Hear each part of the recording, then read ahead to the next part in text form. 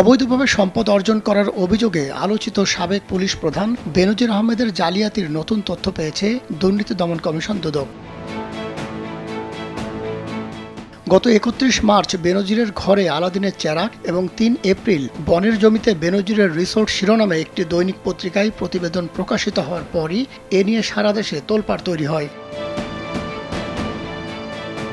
ওই প্রতিবেদনে অঢেল সম্পত্তির তথ্য উঠে আসার পর সেসব সম্পত্তি জব্দ করার নির্দেশ দেন আদালত। জমি অন্য কারোর নামে যাতে নামজারি করা না হয় সেজন্য আদালতের রায়ের কপি সংশ্লিষ্ট জেলা প্রশাসক ও এসিল্যান্ড অফিসে পাঠানো হয়। একই সঙ্গে ব্যাংকের টাকা উত্তোলন বন্ধে সোনালী ব্যাংক সহ সংশ্লিষ্ট অন্য ব্যাংকে পাঠানো হয়।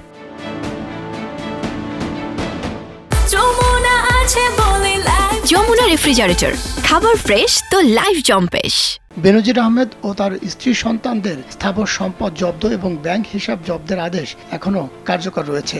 ইতিমধ্যে সরকারিভাবে রিসিভার নিয়োগ করা হয়েছে। সাবেক এই আইজিপির বিরুদ্ধে নতুন অভিযোগ, তিনি তার পুলিশ পরিচয় পাসপোর্টে আড়াল করেছেন। শুরু থেকে এ পর্যন্ত তিনি সরকারি চাকুরিজীবী পরিচয়ে নীল রঙের অফিসিয়াল পাসপোর্ট করেননি। সুযোগ থাকার পরও নেননি লাল পাসপোর্ট। এমনকি বেসরকারি চাকুরিজীবী পরিচয়ে সাধারণ পাসপোর্ট তৈরির ক্ষেত্রেও আশ্রয় নিয়েছেন জালিয়াতির। কিন্তু নবায়নের সময় ধরা পড়লে নবায়ন কার্যক্রম আটকে দেয় পাসপোর্ট অধিদপ্তর। সে সময় তিনি র্যাবের মহাপরিচালক থাকায় প্রভাব খাটিয়ে সব ম্যানেজ করেন। মঙ্গলবার পাসপোর্ট অধিদপ্তরের ২ অতিরিক্ত মহাপরিচালক ও ২ পরিচালককে দুদকের জিজ্ঞাসাবাদে এসব তথ্য বেরিয়ে এসেছে। দুদক সূত্র জানায়, বেনজিরের পাসপোর্টের বিষয়ে পাসপোর্ট অধিদপ্তরের এ পর্যন্ত মোট ১৫ কর্মকর্তাকে জিজ্ঞাসাবাদ করেছে দুদক।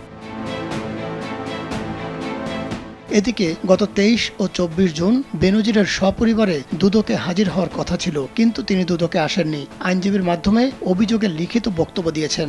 এ বিষয়ে দুদক সচিব খোরশেদা ইয়াসমিন জানান, বেনজির আহমেদ ও তার পরিবার আইনজীবীর মাধ্যমে দুদক চেয়ারম্যান বরাবর লিখিত বক্তব্যে এবারে নতুন করে সময় আবেদন করেননি। গত ২২ এপ্রিল বেনজির, তার স্ত্রী জিসান মির্জা ও ২ মেয়ের বিরুদ্ধে দুদক অবৈধ সম্পদ অর্জনের অভিযোগে তদন্ত শুরু করে। দুদকের প্রধান কার্যালয়ের উপপরিচালক হাফিজুল ইসলামের নেতৃত্বে ৩ সদস্যের বিশেষ অনুসন্ধান টিম অভিযোগটি অনুসন্ধান করছে। মাহমুদ সোহেল, কালবেলা।